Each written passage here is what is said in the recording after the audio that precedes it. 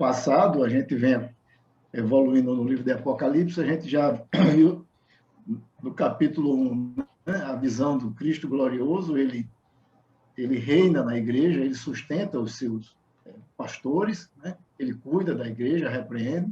Vimos aí com Elias as cartas às 7 igrejas, né? E entendemos que aquelas 7 igrejas foi uma mensagem para as igrejas históricas da época, mas como o 7 representa a perfeição, né? A totalidade, aquela mensagem é uma mensagem que atinge todas as épocas durante o período que a igreja estará na Terra, a igreja militante.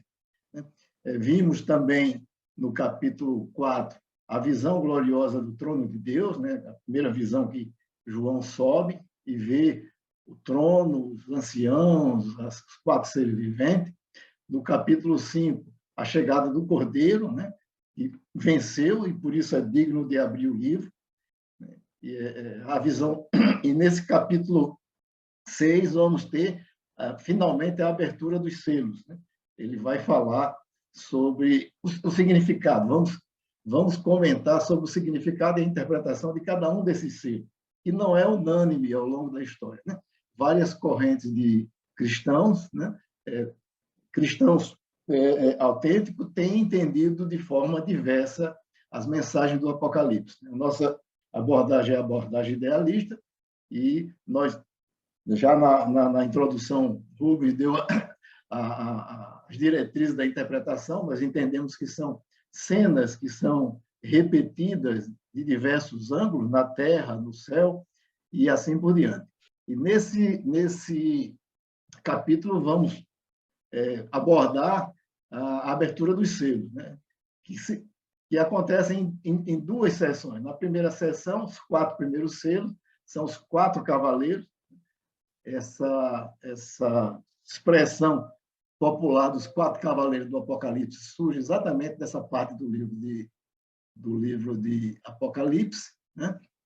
E os 2 selos que serão vistos, no final, serão o lamento dos mártires, aqueles que morreram, estão morrendo pelo testemunho de Jesus e morrerão até a volta dele para o juízo final.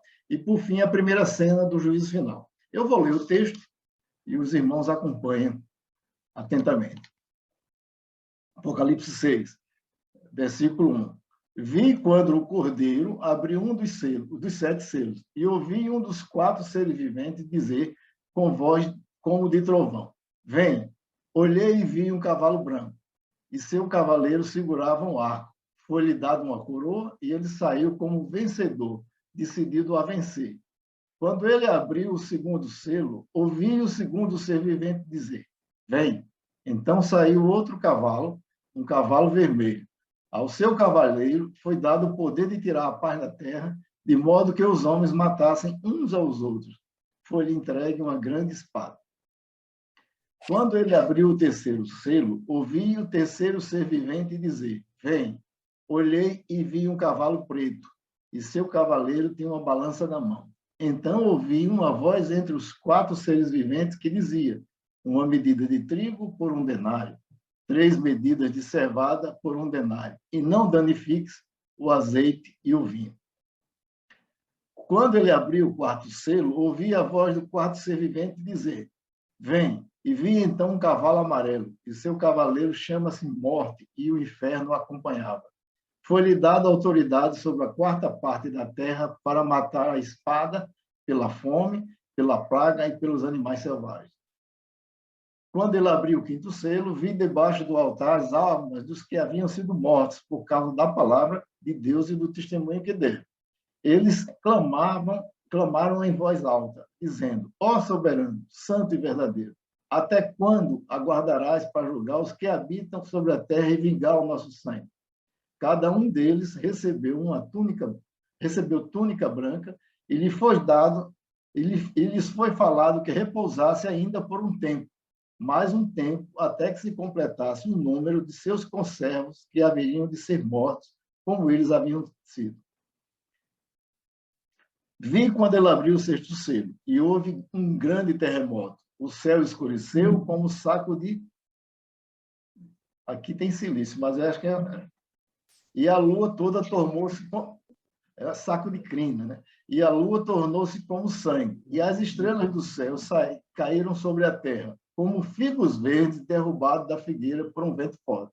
O céu recolheu-se como um rolo e todos os montes e ilhas foram removidos de seus lugares. Os reis da terra, os nobres, os chefes militares, os ricos, os poderosos, todo escravo e todo homem livre, esconderam-se nas cavernas e nas rochas das montanhas. E diziam aos montes e rochedos: caí sobre nós, escondei-nos da face do que está sentado no trono e da ilha do Cordeiro, porque chegou o grande dia da ira deles. Quem poderá subsistir? Amém. O que foi que você falou aí sobre silício e crina, Saulo? É aqui no versículo 12. Eu estou com a versão Almeida 21, e eu acho que saco de silício. Não, é silício com C, não é isso? Sim, sim. Não, Isso. silício com C é um objeto é um cordão de crina. Ah, tá. Realmente. É diferente do silício com S, que é de sílica. Que é um mineral, né? Isso. Ok, tá. Eu achei estranho, porque a gente vê... Eu tinha visto crina, só que quando eu copiei aqui, eu copiei pela versão Almeida 21. Né? Eu me lembro que eu estava lendo certa feita e eu também tive essa dúvida. Pronto, ok. Essa crina é a crina do cavalo, né? Do cavalo negro. Do cavalo. Animal negro, né? A crina ou o rabo, né? Que, como Elias disse, se fazia inclusive cordas com esse material, né? Corda de crina. Exato.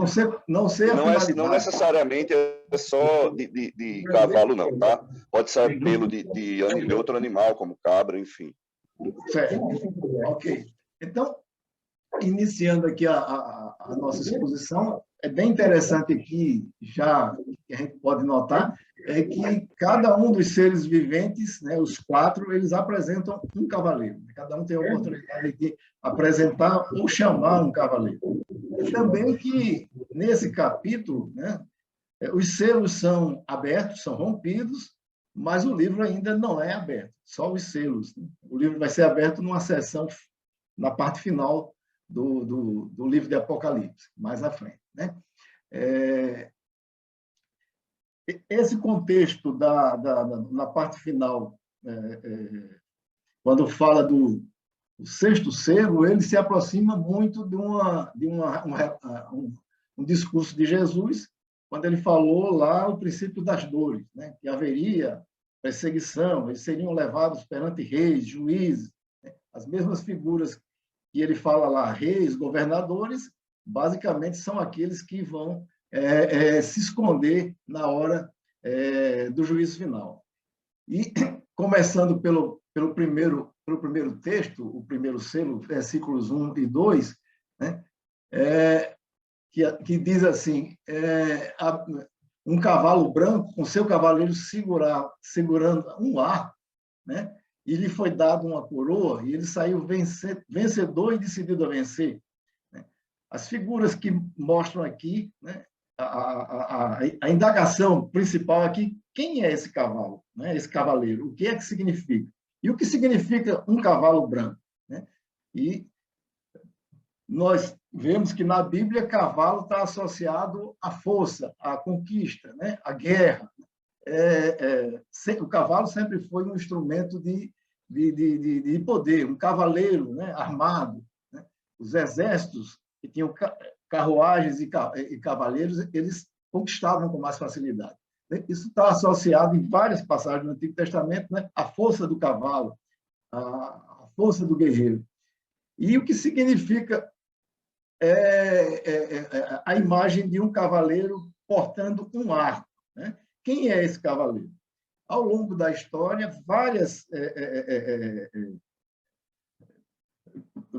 têm sido propostas várias situações. Alguns dizem que esse cavaleiro seria o anticristo, né? Que viria no início do fim, para o mundo, percorreria o mundo, né? Fazendo a sua obra.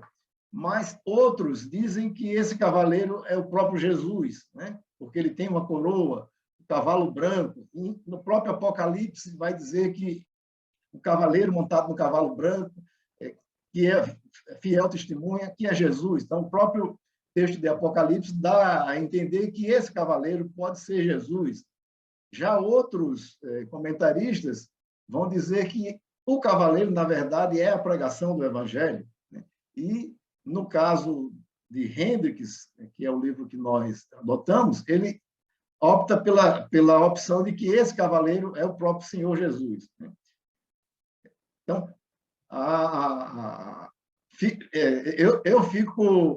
eu pessoalmente fico mais, para mim é mais natural a ideia de que o cavaleiro seja a pregação do Evangelho. Né? As duas propostas, elas são defensáveis à vista da Bíblia, mas aqui me parece mais, pelo menos o meu entendimento, é que esse cavaleiro montado no cavalo branco e portando o arco é a pregação do Evangelho. Né? E a gente sabe que a pregação do Evangelho ela começou, né, no Pentecostes e vem se desenvolvendo ao longo da história. E que durante todo o período, já no início da Igreja Cristã, ela foi perseguida e os pregadores, né, foram mortos, foram expulsos, mas, apesar de todos os esforços, né, de Satanás e de seus auxiliares, né, os homens ímpios, eles não conseguiram barrar o Evangelho. Então, o Evangelho tem sido vencedor ao longo da história, né, apesar da ferrenha oposição. A gente sabe que a oposição começou com o Sinédrio, com os judeus, com o Império Romano, e foi se seguindo ao longo da história e vem até hoje. Essa perseguição não cessou. Só cessará quando o Senhor Jesus voltar em glória para exercer o juízo final. Né? Então, na perspectiva do primeiro selo, né, o cavalo branco, né, o cavalo branco também, logicamente, era utilizado na antiguidade como um símbolo de vitória, né, um rei ia para uma batalha, né, e quando ele vencia, ele mandava um mensageiro num cavalo branco para avisar na sua capital que o seu exército foi vitorioso. Então, o cavalo branco também é um símbolo de vitória. E o branco na Bíblia, no Antigo Testamento e no Novo Testamento, o branco significa a cor da santidade, da pureza. Né? Os anciãos vestiam túnicas brancas, né? Eles estavam purificados, eles não tinham mais máculas, eles estavam santificados. Então, a ideia de que o anticristo pudesse ser esse cavaleiro, ela é de pronto afastada, porque esse símbolo o branco significa pureza e santidade na Bíblia. Então, não poderia ser o anticristo. Ficaria as duas opções, ou o próprio Jesus, ou a pregação do Evangelho que foi ordenada por ele. Nós temos que lembrar que lá em Mateus, né, 28, ele diz: toda autoridade me foi dada no céu e na terra, né, ide por todo... ide e pregai o Evangelho a toda criatura. Então, o Senhor Jesus ordenou a pregação em autoridade. E ninguém, nenhuma força, poderá barrar a sua ordem. Essa é a ideia. Então, eu me inclino, né, a aceitar que o cavaleiro seja a pregação do Evangelho. Né? Eu não sei se os irmãos concordam com essa posição. Né? Alguém? Saulo? Sim. Sim, sempre lembrando, é bom que a gente sempre tenha isso em mente. O livro é escrito em seções paralelas e progressivas, certo? Sim. Então, nós estamos na segunda seção. Todas as seções contam a mesma história, que é da primeira vinda, o que ocorre entre a primeira vinda e a segunda vinda de Cristo. Primeira sessão, ele contou já desde o início, mostrou a igreja.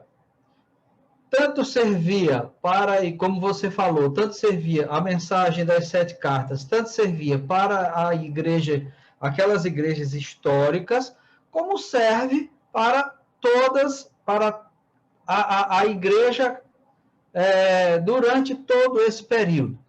E aqui ele começa a contar novamente. E aí ele começa a contar a história a partir de quê? A partir da ascensão de Cristo, que vai lá para o trono, tal, pega o livro na mão e começa a abrir os selos. E esses selos são justamente o quê? O desenrolar da história entre a primeira e a segunda vinda de Cristo. Nós vamos notar que no finalzinho ele vai falar sobre a volta do Cordeiro, a ira do Cordeiro e etc., ou seja, o fim do mundo. Essa é mais uma prova de que esse livro não pode ser lido de forma linear, porque no primeiro capítulo, lá no capítulo 1, versículo 17, ele já falou sobre a segunda vinda de Cristo. Aqui no capítulo 6, ele volta a falar sobre a vida de Cristo. E nas outras sessões também, né? Ou seja, está contando sempre a mesma história.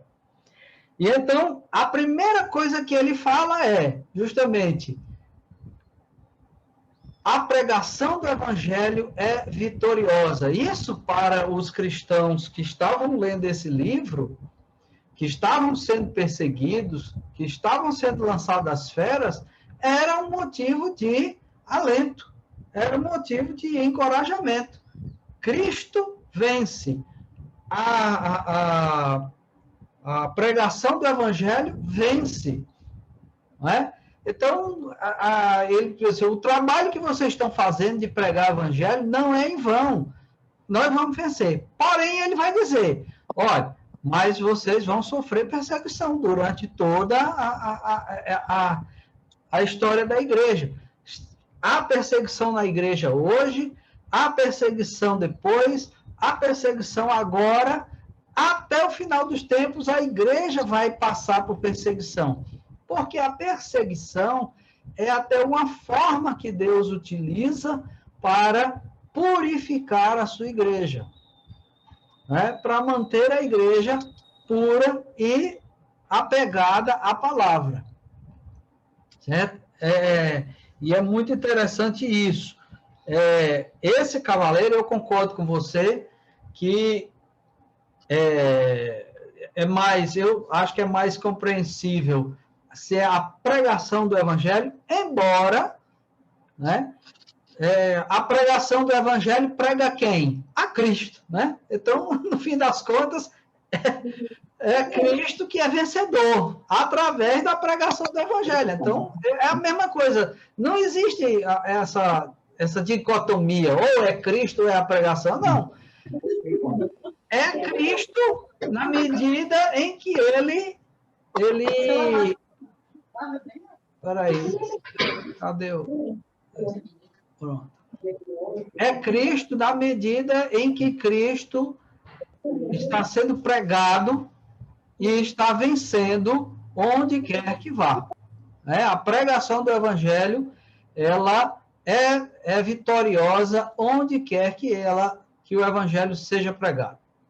Ok, certo. Então, uma figura interessante seria a gente pensar aqui que o cavalo é o evangelho e o cavalo leva Cristo, né? O evangelho leva Cristo, né? E ele não está contido, né? O cavalo vai rodar todo mundo, como Cristo diz, né?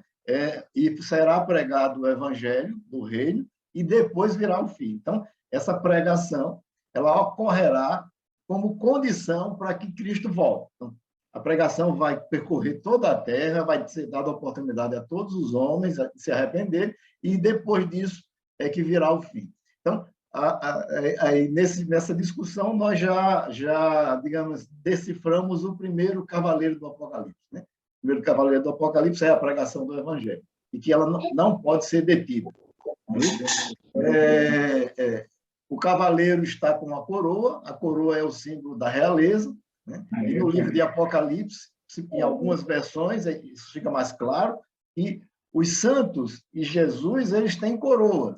né? O diabo e seus colaboradores têm diademas, né? Há uma diferença entre coroa e diadema. A coroa é aquela peça de ouro completa que cobre toda a cabeça. O diadema é muito parecido com o que as mulheres usam hoje, é só uma tiara, né? Mais simples, menor. Então, diadema recebem diadema as forças do mal, né? As forças rebeldes, e recebem a coroa os santos e Jesus, que já foi entronizado. Alguém falou? Eu queria Sim? só fazer uma observação aqui. Por que a arma que foi dada a esse cavaleiro foi um arco e não uma espada? O que significa isso? Bom, é o seguinte, havia na época em que essa revelação surgiu, o Império Romano só não conseguiu vencer um povo, eram os pardos. Era um povo que vivia no Partos, né? Partos. Esse povo vivia a oeste do rio Eufrates. Então, o Império Romano foi contido, ele não avançou, né? Como Alexandre foi até a Índia, ele não avançou porque existia um povo guerreiro, temido, e era o único guerreiro que conseguiu conter o Império Romano. E um símbolo do pardo era exatamente um arqueiro montado. Isso vai aparecer depois, lá no ano 1200, com as invasões mongóis, os hunos. Eles eram cavaleiros montados, arqueiros, né?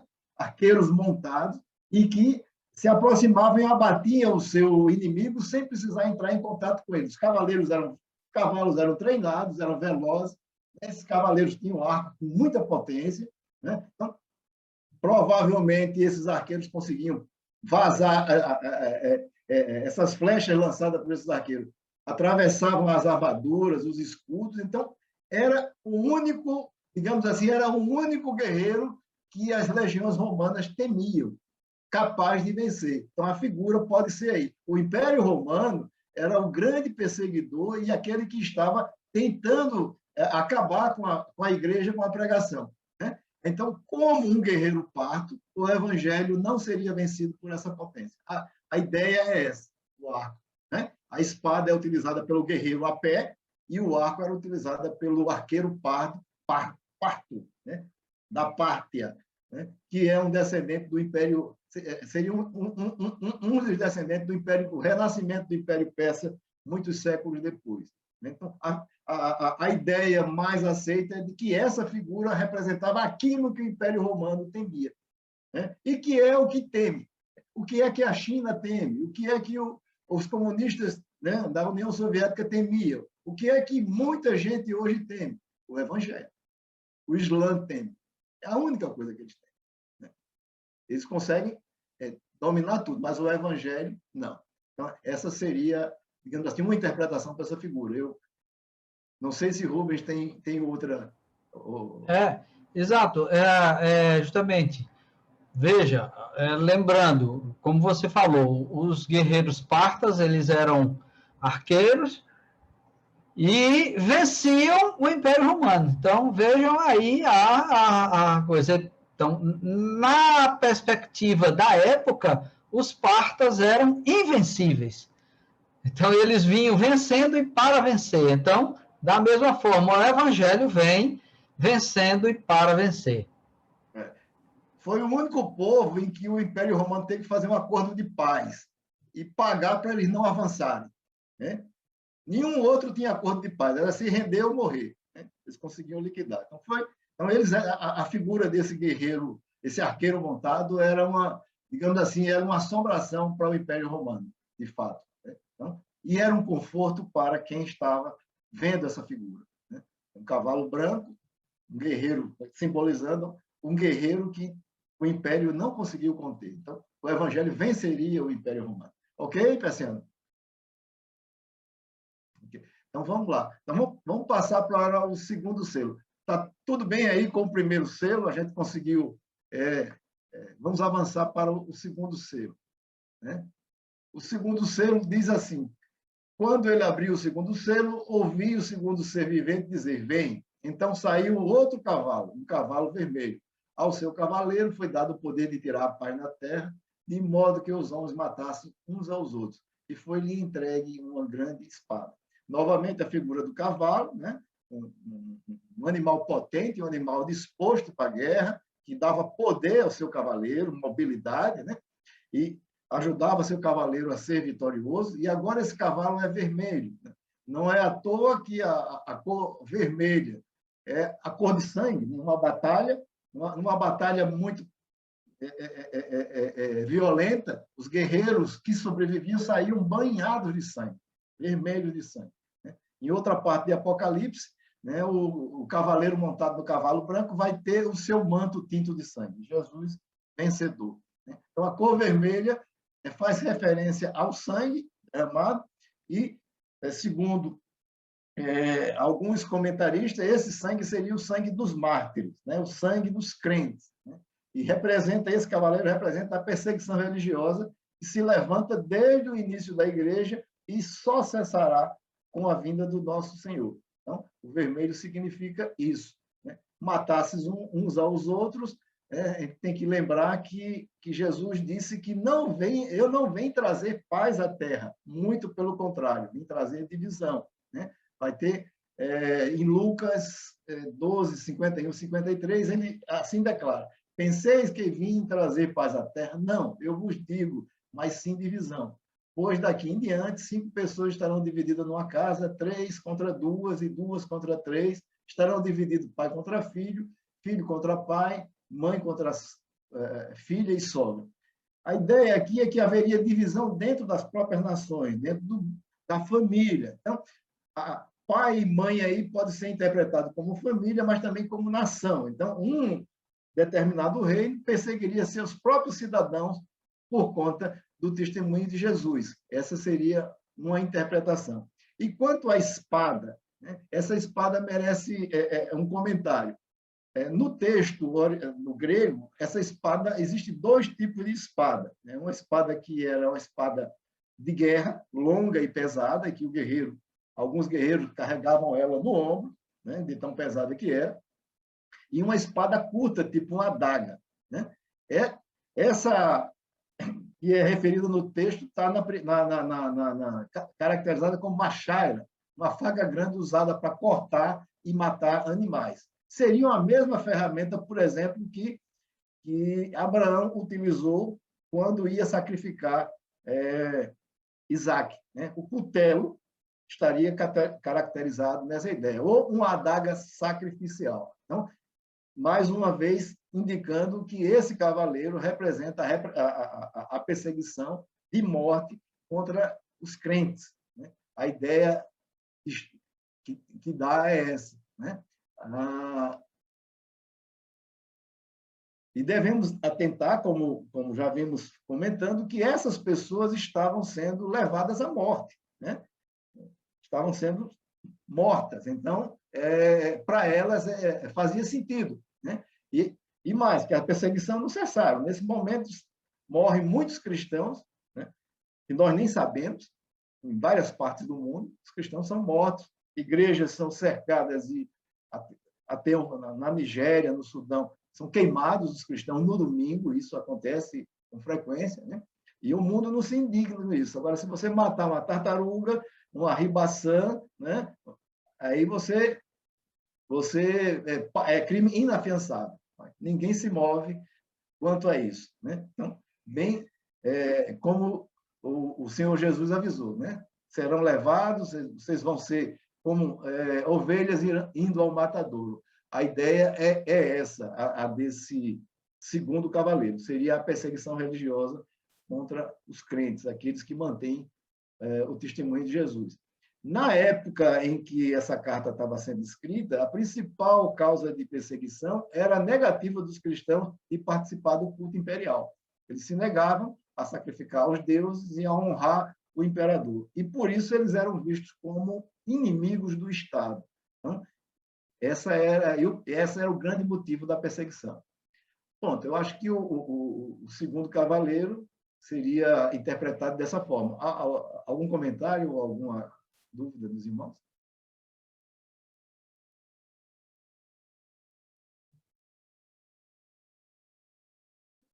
Entre os comentários...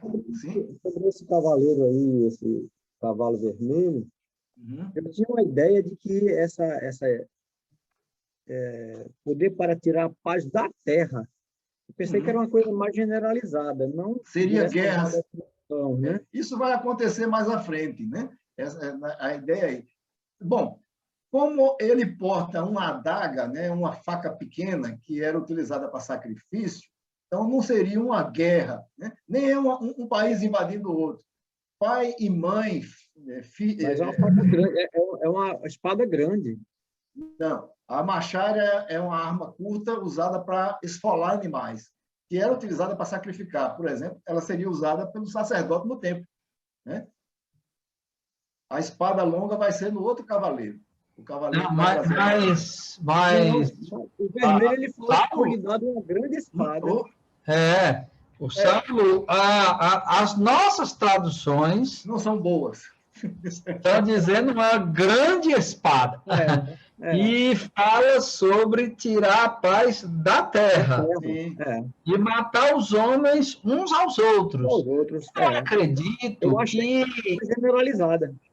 Eu acredito que, assim como aconteceu com as 7 igrejas, em que há uma realidade, ele fala de uma realidade daquelas igrejas naquele momento histórico e fala também de uma realidade válida para a igreja em todo a história entre a primeira e a segunda vinda.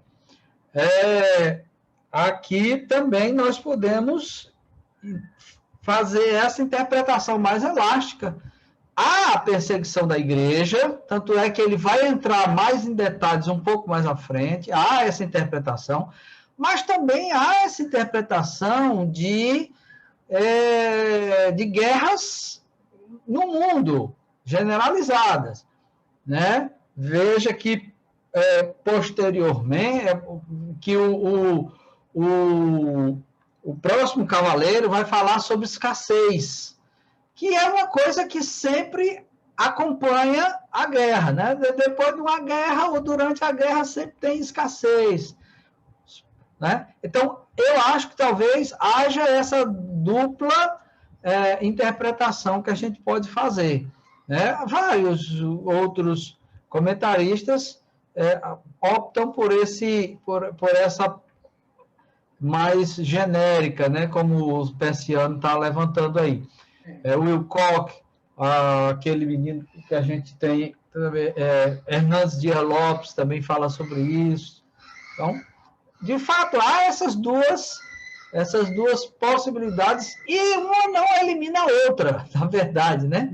Porque o fato de haver guerras, como Jesus disse lá no seu sermão profético, haverá guerras e rumores de guerra, mas ainda não é o fim, e vocês vão ser levados perante os tribunais, nas sinagogas, diante do juiz, diante dos reis e tal. Quer dizer, as duas coisas estão acontecendo. As duas coisas estão acontecendo. E é o que acontece no mundo. Desde a primeira vinda até a segunda vinda, vai acontecer guerras, né? E essas perseguições continuam na igreja. As duas coisas acontecem ao mesmo tempo. E outro ponto que é importante a gente lembrar do contexto é que, à época, os impérios viviam temendo conflitos civis, que eram coisas assim que aconteciam com considerável frequência. Então, é importante que se tenha isso também em mente, sempre de povos brigando entre si com essa iminente perda de paz, essa iminente perda de estabilidade social. Sim, ok. O reino dividido não subsiste, né? Jesus já dizia isso. E os romanos e os grandes impérios levavam isso ao pé da letra, né? Qualquer suspeita de rebelião era abafada com extrema violência. É isso? E certamente que nos primeiros 250 anos da igreja, as perseguições foram constantes e intermitentes. Umas graves, outras não graves, né? E depois, ao longo da história da igreja, sempre há perseguição, né? Mas, Persiano, o grande problema é que as traduções em português, todas elas, eu consultei aqui, umas 6 ou 7, falam de uma grande espada. Mas quem lê no grego não vê isso, vê lá a machaira, né? Não é a rompaia, não, Saulo, que está aí? E? Não é a rompaia, não, que aparece na Não, tradução do essa aí grego? nesse versículo é a machaia, né? O Saulo Cláudio aqui, realmente eu acompanhei esse raciocínio e, por exemplo, no livro do Hernandes Dias Lopes, é exatamente isso que você está falando. A espada, usando o termo grego original para o cavaleiro do cavalo vermelho, é espada-cutelo. Embora esteja no português uma grande espada ou longa espada, mas a espada de guerra está no cavalo amarelo. Entendeu? Porque assim, cavalo, né? está no cavalo amarelo, a espada de guerra. Porque assim, o que a gente entende é que, por exemplo, sendo o cavaleiro do cavalo branco uma oferta do evangelho, uma vez que o mundo rejeita essa oferta, o que lhes resta? Se matarem uns aos outros, falta de paz, porque com certeza o homem pode ter tudo na vida. Se ele não tem a Cristo, né, se ele não é um salvo, ele nunca vai ter paz. Por aí, mais ou menos. E Cláudio falou num aspecto bem interessante que eu negligenciei. É que toda vez que Cristo é apresentado, ele divide a comunidade, né? Qualquer cidade que Paulo chegava e pregava, a cidade entrava em guerra, basicamente, né? Em Éfeso, em várias cidades. Em algumas ele foi expulso, né? Foi quase morto, né? Então, alguém na família, vamos imaginar, uma família do Islã, se um membro se converter, a família toda entra em guerra, né? A comunidade, a aldeia entra em guerra, né? A honra da família é lavada como? No Islã? No sangue, né? Aqueles frouxos ainda diz, foge porque senão vão te matar. Mas aqueles mais ortodoxos designam um dos membros da família para matar a pessoa que apostatou do Islã. Se cumpriria basicamente o que Jesus disse. Divisão, né? Direta. Né? A gente, nós conhecemos, na consciência cristã, um príncipe da família real do Marrocos, né? Que se converteu. Ele teve que fugir de seu país. Ele poderia ser morto pela própria família. Então, ele vive como exilado no Brasil, protegido pela Polícia Federal. Um príncipe. Imagina uma pessoa simples. O que é que acontece? Não tem recurso para fugir, né? É um problema. Ok? Então, superamos aqui o segundo cavaleiro do Apocalipse, que significa, pelo menos na nossa visão, a perseguição. Só reforçando aqui, eu consultei aqui o Novo Testamento em grego que eu tenho, e o texto fala em machaira mesmo. Pronto, então, por conta desse detalhe, utilizar, né, espada de dois tipos, é que a interpretação da perseguição à igreja fica mais forte. E segundo, também, como o Hernani salienta, toda vez que Cristo é apresentado, surge a oposição a ele. Então, se você quer sofrer oposição no mundo, anuncie o evangelho, o seu trabalho, a sua escola, né? Vai um universitário pregar o evangelho na porta de sua classe, numa universidade. Vai ter problemas e grandes, vai ter uma oposição ferrenha. Ele não consegue ser bem aceito. Então, essa é a ideia que está nesse segundo cavaleiro, né? Que segue o primeiro, reforça a interpretação de que a pregação do evangelho representa o primeiro cavaleiro do Apocalipse, né? Segundo o povo assim o batizou, os 4 cavaleiros do Apocalipse. Né? Nem todos eles são coisa ruim. Né? O primeiro é a coisa muito boa, né? Só os outros 3. Ok? Então, vamos passar para o terceiro selo. Né? Segundo, terceiro. O terceiro selo. Quando ele abriu o terceiro selo, veio o ser vivente dizer, vem. E vi um cavalo preto, e seu cavaleiro tinha uma balança na mão. Então, ouvi uma voz entre os 4 seres viventes dizia: uma medida de trigo por 1 denário, 3 medidas de trigo por... Não. Uma medida de trigo por 1 denário, 3 medidas de cevada por 1 denário, e não danifiques o vinho, o azeite e o vinho.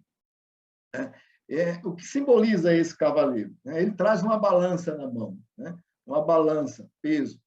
A ideia aqui é que as pessoas agora precisam... a comida passa a ser escassa, vendida por peso, quantidades menores. Na antiguidade, os cereais eram medidos por volume. Você tinha, quem é do interior vai conhecer alguma medida do tipo uma cuia, aqui no Nordeste, uma cuia, não sei quanto significava isso, mas era um volume grande de farinha, de feijão, de milho, etc, etc. Quando você começa a comprar por quilo, a coisa ficou muito mais difícil. E o que é uma medida?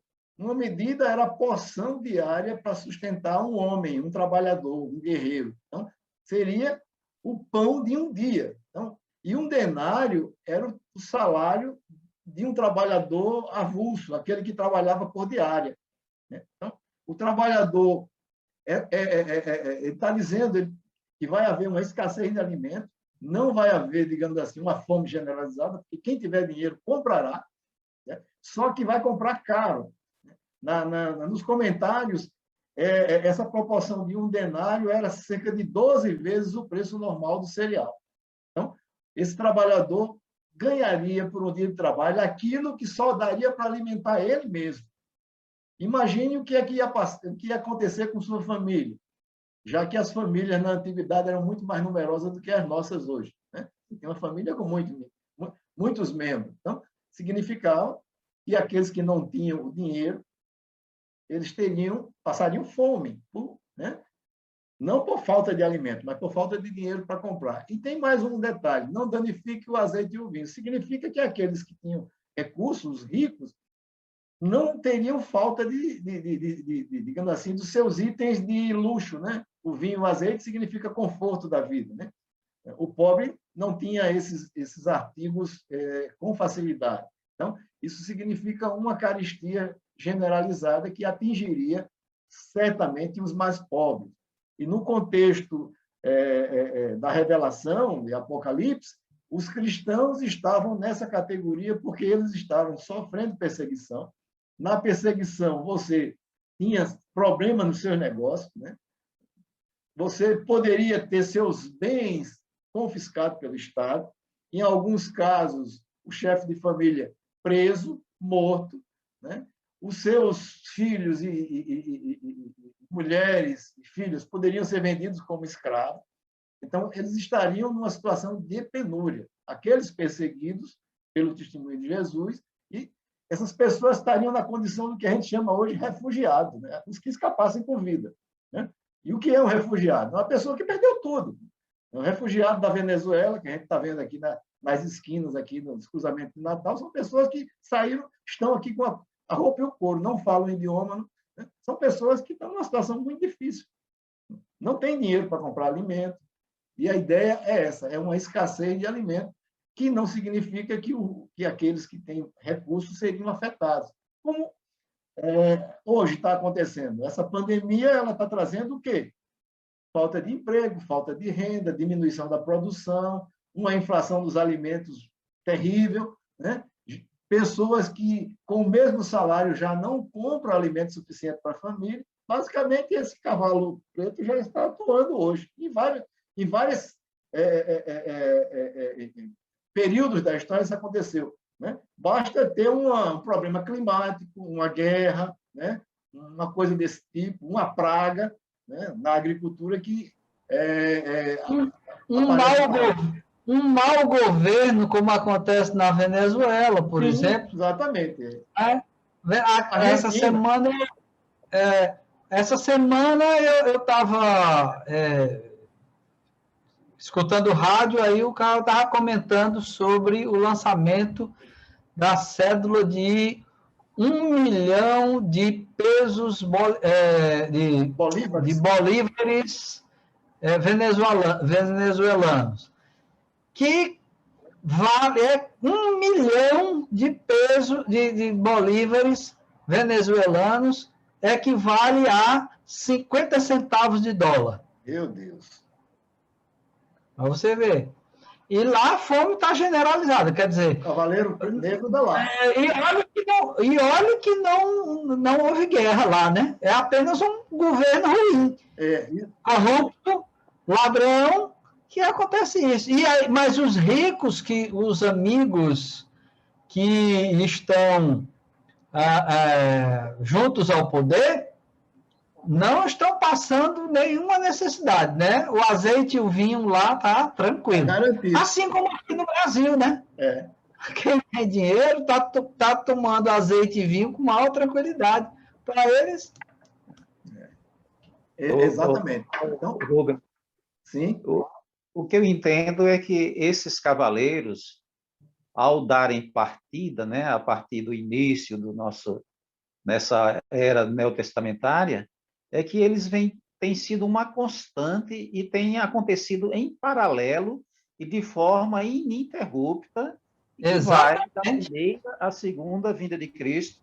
Exatamente. Mas Exatamente. o globo como um todo, por exemplo, é inimaginável que em Nova York haja fome, mas há. Em Nova York tem uma população enorme que mora na tubulação de esgoto junto com os ratos. São milhares e milhares de pessoas. E não pode sequer pagar um aluguel em um cômodozinho, assim, uma casinha de cachorro. O cara mora no esgoto. Em São Francisco, uma vez eu li uma reportagem na Veja sobre isso. São Francisco aumentou muito o número de moradores de rua, porque simplesmente não tem dinheiro para pagar um aluguel, não tem dinheiro para comprar uma casa e tal. Então, a gente pensa que nos Estados Unidos todo mundo é rico, mas não é, não. Tem muita pobreza, só que escondida, né? E a concentração de renda, né? Por exemplo, os grandes conglomerados de empresas, onde concentra tudo, aí termina sobrando praticamente nada para uma imensa maioria, para a base da pirâmide, né? Exato. Então, os cavaleiros, na verdade, eles estão rondando o mundo, correndo o mundo, estavam na época de Cristo, estavam na época do início da igreja, estão correndo agora e continuarão correndo o mundo até a vinda de Cristo. Isso é a história do mundo, mais uma vez dizendo, é a história do mundo que está sendo contada. A igreja sendo perseguida, o evangelho sendo pregado, guerras e rumores de guerra em todo canto, escassez, fome, perseguição. É a realidade, os 4 cavaleiros, aquele é a realidade do mundo. É a história do mundo entre a primeira e a segunda vinda de Cristo sendo contada mais uma vez. Ok. E lembrando que o cristão sofre com o mundo e por causa do mundo. Então, quando tem uma guerra, uma epidemia, os cristãos não estão com a vacinação espiritual garantida, não vão pegar nada, pode se agarrar, etc. Eles vão vão morrer, vão ficar com sequelas, vão empobrecer, vão perder emprego. Estão sofrendo com o mundo por conta do pecado, né? E são alvos conjuntamente do juízo de Deus. E em outro momento ele está sofrendo a oposição do mundo. Essa é a nossa realidade. Né? Então, esse cavaleiro negro aqui, como o Rubens fez uma boa aplicação, ele está agindo agora na Argentina, no Brasil, né? Na Coreia, em vários lugares, no mundo quase todo. Mesmo nas regiões que são muito ricas. Né? A proporção de pobres nos Estados Unidos é infinitamente menor do que aqui, né? Em relação à população. Mas existe. Pô, gente morre de frio, gente morre de fome, gente não consegue ter acesso à saúde pública, porque não existe, né? A saúde pública, digamos assim, é um hospital para uma cidade, a cidade toda. Assim, né? Para o cara ser atendido, ele tem que adivinhar quando é que vai adoecer, para, né, 2 anos antes, marcar a consulta. E assim é que vai. Isso é uma realidade que estamos sendo vivida. Nós Podemos passar para o quarto selo, o quarto cavaleiro? Sim. Ok. Então, o quarto selo, que está no versículo 7 do texto, diz assim: quando ele abriu o quarto selo, ouvi a voz do quarto ser vivente dizer: vem. Vi então um cavalo amarelo e seu cavaleiro chamava-se Morte e o Inferno. E o inferno o acompanhava. Foi-lhe dada autoridade sobre a quarta parte da terra para matar a espada pela fome, pela praga e pelos animais selvagens.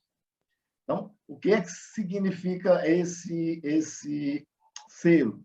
Uma coisa, digamos assim, o primeiro aspecto aí é um cavalo amarelo, né? Uma coisa difícil, dificilmente vai ver um cavalo amarelo. Aí é preto, vermelho, marrom, amarelo, eu acho que é difícil.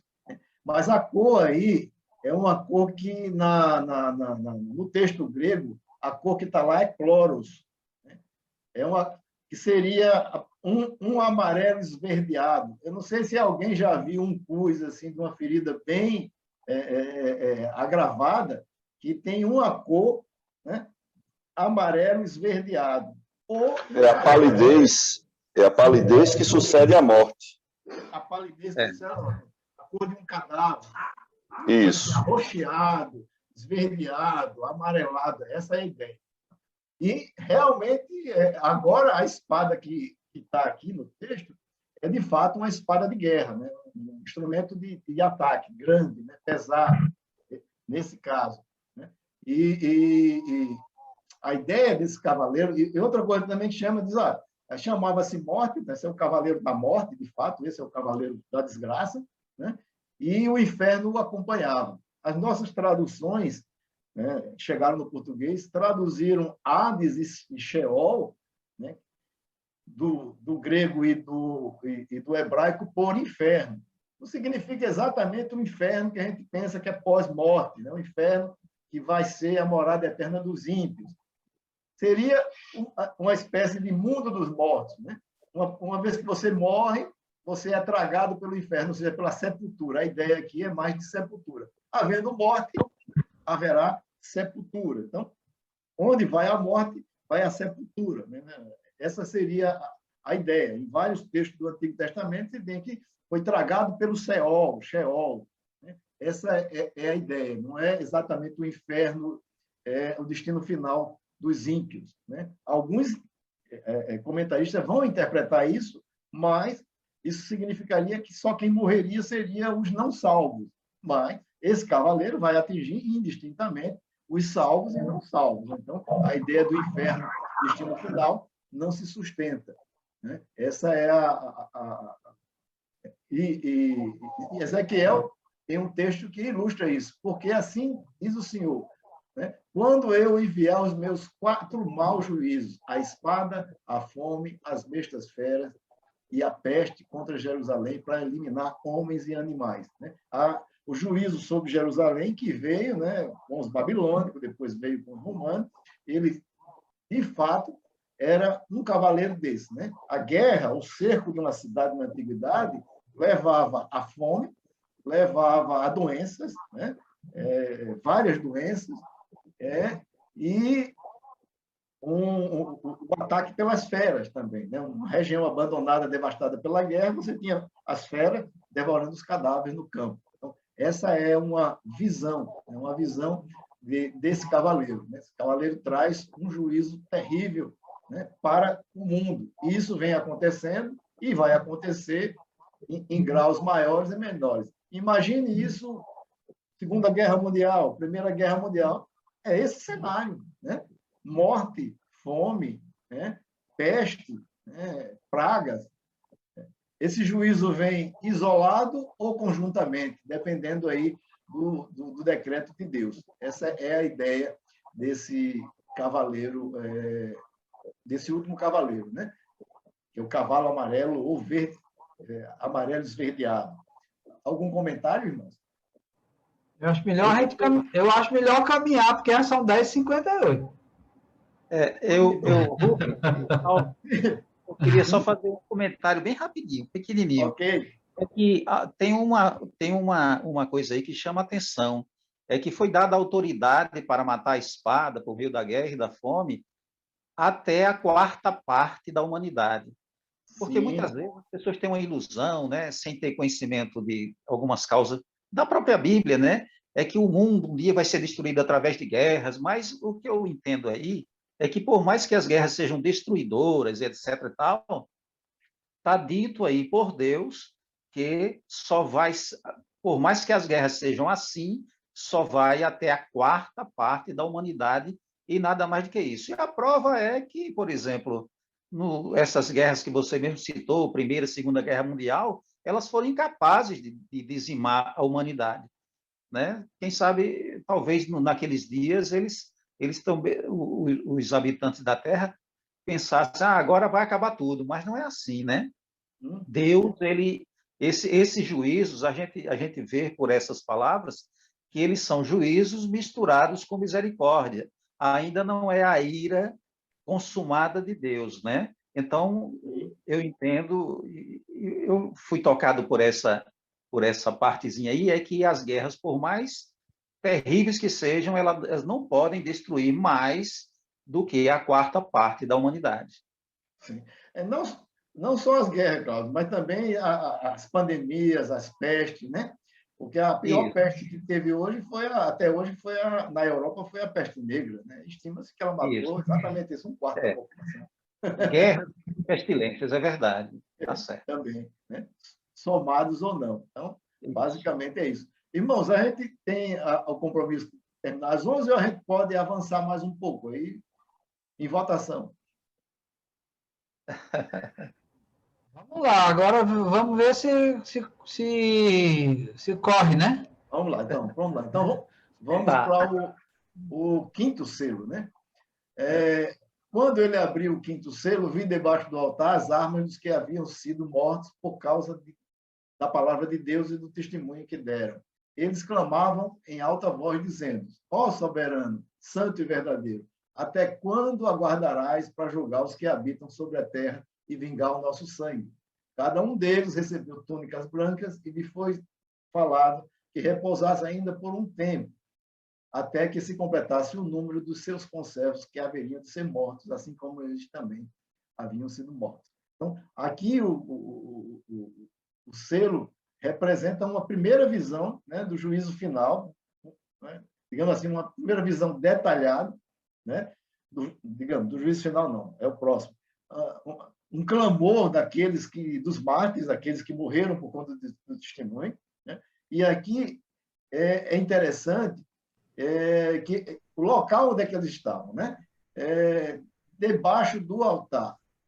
Então, eles estavam diante do trono, debaixo do altar. Né? A ideia aqui, o trono de Deus, semelhante com o tabernáculo terrestre. Então, havia um altar do sacrifício na entrada, na porta do templo, e esse altar, os animais eram mortos, queimados, e o sangue que sobrava, né? Depois do sacerdote fazer as aplicações, eram depositados no pé do altar. A figura aqui é que esses mártires, né, eles foram sacrificados e estavam ao pé do altar. E aí eles clamam, né, ao Senhor. Né? Não é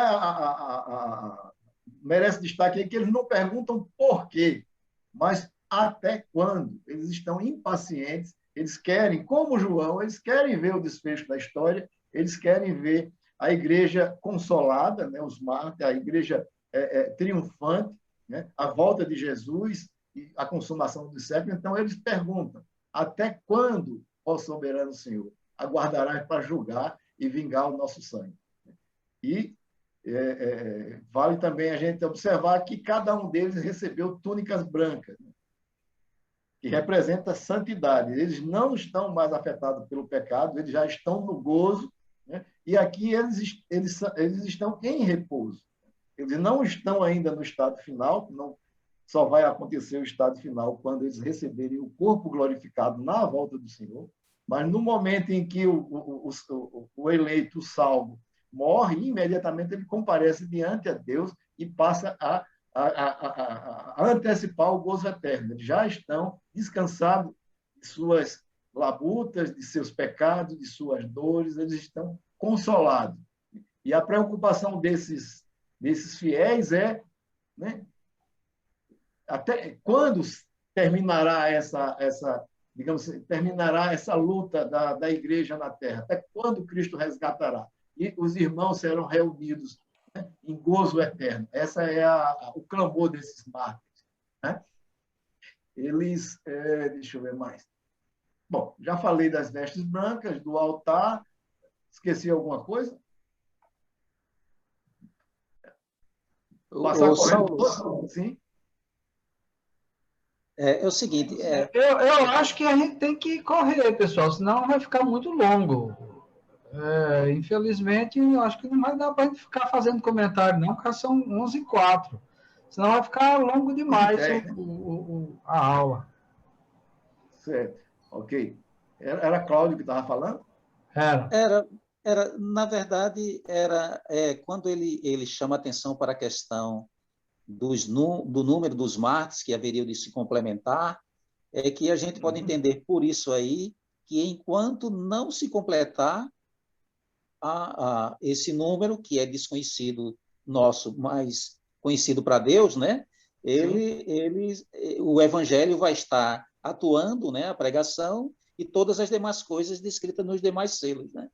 Sim, sim, perfeito. É uma dedução, exatamente, precisa, a dedução é essa, né? Precisa todos os eleitos serem despertados pela pregação para depois virar o fim. É o que Jesus disse, e será pregado o evangelho do reino e depois virá o fim. Quer dizer, onde o evangelho é pregado, a palavra não volta vazia, né? Ela produz os efeitos que o Senhor assim determinou. Ou seja, né, despertar os eleitos, né, para a fé em Jesus e a remissão que há em seu nome. Essa é a ideia. Vamos para o sexto selo agora. Quando ele abriu o sexto selo, houve grande terremoto. O sol escureceu como saco de silício. E a lua toda tornou-se como sangue. As estrelas do céu caíram sobre a terra como os figos verdes derrubados da figueira por um vento forte. O céu recolheu-se como um rolo. E todos os montes e ilhas foram removidos de seu lugar. Os reis da terra, os nobres, os militares, os chefes militares, os ricos, os poderosos, todo escravo e todo livre, esconderam-se nas cavernas das montanhas e diziam aos montes e rochedos: caí sobre nós e escondemos da face do que está sentado no trono e da ira do Cordeiro, porque chegou o grande dia da ira deles. Quem poderá subsistir? Pronto. Esse sexto selo, né, que termina o capítulo 6, introduz uma cena praticamente completa do juízo final, né? Ainda não é completa, mas seria o que antecede o juízo final, os eventos que são imediatamente anteriores à revelação, à volta de Cristo, né? E aí é interessante que a gente vê aqui abalada a criação e a criatura, né? Todo o universo é abalado e também as criaturas. A criação é abalada em 6 eventos, né? Na Terra, um grande terremoto. No céu, o sol escurece, a lua se torna como sangue, né? As estrelas caem sobre a terra, o céu é recolhido como um rolo. Rolo é o livro, o pergaminho selado que nós estamos estudando, a abertura do selo, né?